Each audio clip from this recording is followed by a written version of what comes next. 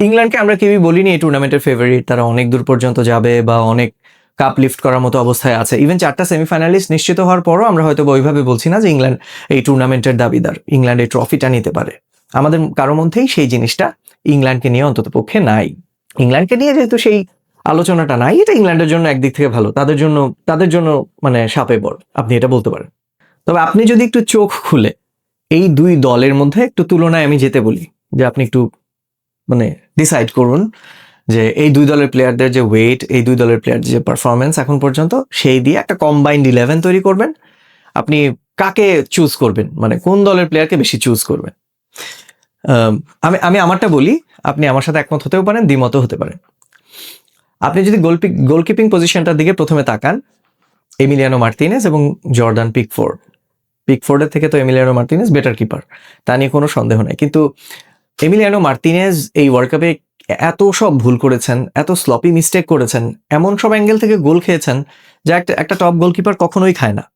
তো তাতে কি আমি এমিলিয়ানো মার্তিনেজকে বাদ দিয়ে দিব? সেই জায়গা থেকে গোলকিপার পিকিংয়ে জর্ডান পিকফোর্ডকে নিয়ে নেব? I will not pick Jordan Pickford. কারণ হচ্ছে জর্ডান পিকফোর্ড এমনি আপনি যেভাবে বলেন না কেন যে এমিলিয়ানো মার্তিনেজের থেকে এই ওয়ার্ল্ড কাপে তার পারফরমেন্স বেটার ছিল, বাট বিকজ অফ এমিলিয়ানো মার্তিনেজের reputation as a top class goalkeeper এবং একই সঙ্গে ক্রুশাল ম্যাচে, বিগ ম্যাচে তার একটা দুইটা যে কাজ আছে, যে কাজগুলো মানে এইরকম স্টেজে খেলা একটা প্লেয়ার করতে পারেন, সে কারণে আমি গোলকিপার হিসেবে এখনো এমিলিয়ানো মার্তিনেজকে এগিয়ে রাখি। পেনাল্টিতে যথেষ্ট ভালো, ওপেন প্লেতে একটু স্ট্রাগল করছেন, তা নিয়ে কোনো সন্দেহ নেই। সেন্টার ব্যাক পজিশনটায় যদি আসি, সেন্টার ব্যাক মার্ক গুয়েহি এবং এজারি কনসা এবং জন স্টোনস, তাদের মধ্যে কেউ একজন হয়তো সেই জায়গায় থাকবেন। এখন আগের ম্যাচটায় আমরা দেখেছি এজারি কনসাকে রাইট ব্যাকে খেলানো হয়েছে, কনসা খেলানো হয়তো বা, বাট রাইট ব্যাক পজিশনে কনসাকে আমি কখনোই ওই জায়গায় তুলনা করি না। আমি রাইট ব্যাক হিসেবে নাওয়েল মলিনা তাকেই পিক করবো আর্জেন্টিনার, because of Ezri Konsa. Right back পজিশনটায় যদি আপনি আমাকে পিক করতে বলেন কনসাকে, I will not pick him as right back.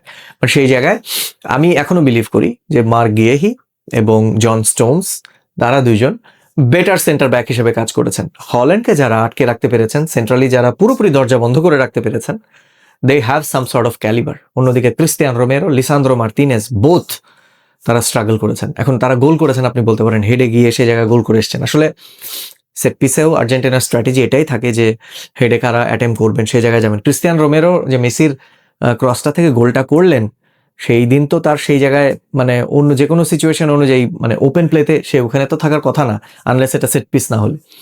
তো সেই জায়গায় তিনি যেহেতু ছিলেন, that means it's a part of their plan যে রোমেরোকে হেড করতে হবে, রোমেরোকে যেতে হবে অ্যাট দি এন্ড, এরকম সামনে। তো আমি তো রোমেরোকে গোল করার জন্য পিক করবো না, আমি তো ডিফেন্সিভ ওয়ার্কের জন্য। বাট রোমেরো আমার লিসান্দ্রো মার্তিনেজ, তাদের প্লেয়ারকে এই ওয়ার্ল্ড কাপে আমার মনে হয়নি যে তারা সেন্টার ব্যাক হিসেবে খুব ভালো পারফর্ম করেছেন। Everyone outperform them, Cape Verde, Egypt কিংবা সুইজারল্যান্ড। লেফট ব্যাক পজিশনটা তো আপনি দেখেন, আপনি তাগলিয়াফিকোর সঙ্গে নিকো ওরাইলি, তার যে ইয়াং এনার্জেটিক এবং তার যে সাপ্লাইগুলো, অ্যান্থনি গর্ডনের সঙ্গে তার কানেকশনটা দেখলাম আমি পুরো এই টুর্নামেন্টে। আমার কাছে ওরাইলিকে মানে এই জায়গায় বেটার মনে হয়েছে। So backline England will dominate against Argentina. Nico ওরাইলিকে আমি পিক করছি তাগলিয়াফিকোর এগেনস্টে any day. Holding midfield position, Leandro Paredes, Declan Rice, Elliot Anderson. যেহেতু লিয়ান্দ্রো পারেদেস হোল্ডিং মিডফিল্ডার আর্জেন্টিনার এবং ডেকলান রাইস ওই জায়গায়, আমি যাব ডেকলান রাইসের পক্ষে। তিনি তার সেন্টার ব্যাকদেরকে খুব ভালো প্রোটেক্ট করেছেন এই টুর্নামেন্টে ডেকলান রাইস। পারেদেসের সঙ্গে ডেকলান রাইসের তুলনা করলে আপনি যদি পারেদেসকে পিক করেন, আপনি তার ফিজিক্যাল অ্যাট্রিবিউটস এবং তার বুদ্ধিদীপ্ততা এবং অবশ্যই তার যে কানেকশন এনজো এবং ম্যাকালিস্টারের সঙ্গে, সেগুলোকে আপনি আমলে নিতে পারেন। But when you picking a player, Declan Rice মানে এক্সট্রিম লেভেলের হার্ড ওয়ার্কার, এক্সট্রিম লেভেলের। তো Declan Rice, I will pick Declan Rice any time. Undoubtedly 3টা প্লেয়ারের স্পট আগে আমি রেখে তারপরে বাকিগুলো যাবো। হ্যারি কেনকে রাখবো, জুড বেলিংহামকে রাখবো, লিওনেল মেসিকে রাখবো। 3টা প্লেয়ার তো এখানে পেয়ে গেলাম, বাকি পিক করতে হবে 2টা। মোস্টলি 2টাকে উইংয়েই রাখবো, বিকজ মেসি বেলিংহাম সেন্ট্রালি যাবেন, কেইন থাকবেন ফরওয়ার্ড হিসেবে। তো 2টা উইং থেকে গেল। তো উইংয়ে কাকে পিক করা যায়? বুকায়ো সাকা স্টার্ট তো করেনি, বুকায়োকে সাকাকে পিক করাটা কি যৌক্তিক হবে? আমার মনে হয় হবে। কেন পিক করা যৌক্তিক হবে? কারণ ননি মাদুয়েকে আগের ম্যাচটায় নরওয়ের সঙ্গে জঘন্য বাজে খেলেছেন। ননি মাদুয়েকে যদি আর্জেন্টিনার সঙ্গে চান্স পান, তাহলে বুঝতে হবে টমাস টুখেলের খুবই কাছের প্রিয় পাত্র বা খুবই প্রিয় শিষ্য, এই জন্য হয়তো বা তাকে নিচ্ছেন। কিন্তু এর বাইরে ননি মাদুয়েকে দলে নেওয়ার কোনো সুযোগ নেই। তো এই জায়গায় ননি মাদুয়েকের জায়গায় আমি পিক করবো হচ্ছে বুকায়ো সাকাকে। আর বুকায়ো সাকার সঙ্গে আপনি যদি আর্জেন্টিনা, প্রথমত আর্জেন্টিনা উইঙ্গে কাউকে খেলায় না, বাট তবুও যদি মাঠের একটা পাশ ঘেঁষে তো রদ্রিগো দি পল মানে অবস্থান করেন, বিচরণ করেন মেসির সঙ্গে সঙ্গে যদি সুইচ না হয়, তো ওই জায়গায় রদ্রিগো দি পলের সঙ্গে মানে বুকায়ো সাকার তো কোনো তুলনা করা চলে না, কারেন্ট ফর্ম, বয়স সবকিছু বিবেচনা করলে Bukayo Saka any day he is the player, মানে ওই জায়গায় আপনি পিক করতেই হবে তাকে, বুকায়ো সাকাকে। আর আপনি যদি লেফট সাইডে পিক করেন, ওইখানেও আর্জেন্টিনা কোনো উইঙ্গার কেউ থাকে না ইউজুয়ালি। তো কি হচ্ছে, ম্যাকালিস্টার এই জায়গায় খেলেছেন, বাট ম্যাকালিস্টার এই সিজনে লিভারপুলের হয়েও খুব একটা ভালো করেননি। আর্জেন্টিনার হয়ে গোল করেছেন আগের ম্যাচটাতে সেট পিস থেকে খুব চমৎকারভাবে, কিন্তু ম্যাকালিস্টারের খেলায় সেই জিনিসটা মিসিং যেটা 2022 ওয়ার্ল্ড কাপে ছিল। তো মানে ম্যাকালিস্টার এবং এনজো, আমি এই দুজনের মধ্যে যে কোনো একজনকে আমি যদি রাখি, আমি এনজো ফার্নান্দেজকেই রাখতে চাই। Enzo Fernandez is the heartbeat of Argentine midfield and he has something extraordinary, যেটা ম্যাকালিস্টারের থেকে একটু হলেও আমার কাছে লাগে যে এনজো ফার্নান্দেজের যে এক্স ফ্যাক্টর জিনিসটা। তো আমি এনজো ফার্নান্দেজকে এই জায়গায় পিক করতে চাই। মানে অ্যান্থনি গর্ডন বলেন, মার্কাস রাশফোর্ড বলেন, অন্য যেই তাদের অনেক অপশন আছে ইংল্যান্ডেরও, বাট আমি এই জায়গায় এনজো ফার্নান্দেজকেই পিক করবো। 4 জন আর্জেন্টাইন প্লেয়ার এবং 7 জন ইংলিশ প্লেয়ার আমি রেখেছি। 4 জন আর্জেন্টাইন প্লেয়ার, 7 জন ইংলিশ প্লেয়ার এই জায়গায় পেয়েছেন। দ্যাট ডাজ মিন যে পজিশন ওয়াইজ, স্ট্রেংথ ওয়াইজ ইংল্যান্ডের যে টিম এখনো বেটার শেপ দ্যান আর্জেন্টিনা।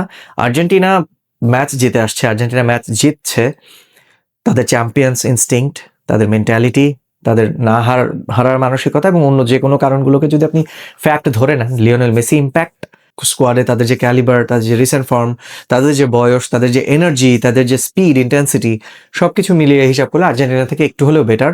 এখন যে জিনিসটা আর্জেন্টিনার আছে সেটা তো আর ইংল্যান্ডের নেই। একটা মেসি আসলে আমি অনেকগুলো প্লেয়ারের সমান বলবো না, 38 বছর বয়স যেহেতু, 39 বছর বয়স, তবে এটা বলতে পারি যে তার যে ছোট্ট ম্যাজিক, ছোটখাটো ম্যাজিক দেখানোর ক্ষমতা, 5 মিনিটের মধ্যেই ম্যাচের মানে পুরো চেহারা পাল্টে দেওয়ার যে ক্ষমতা, সেটা তো আর ইংল্যান্ডের নাই। তো এইটাই হচ্ছে মূলত পার্থক্য। আপনি যদি শুধু দলের তুলনা করেন, এক পাল্লায় মাপেন, তাহলে কোনোভাবেই আর্জেন্টিনার সেই পাল্লায় ইংল্যান্ডের সঙ্গে মানে সমান সমান হওয়ার সুযোগ নেই। বাট 2022 সালের আর্জেন্টিনা ওয়াজ বেটার, এই টিমের থেকে shape wise better, depth wise better.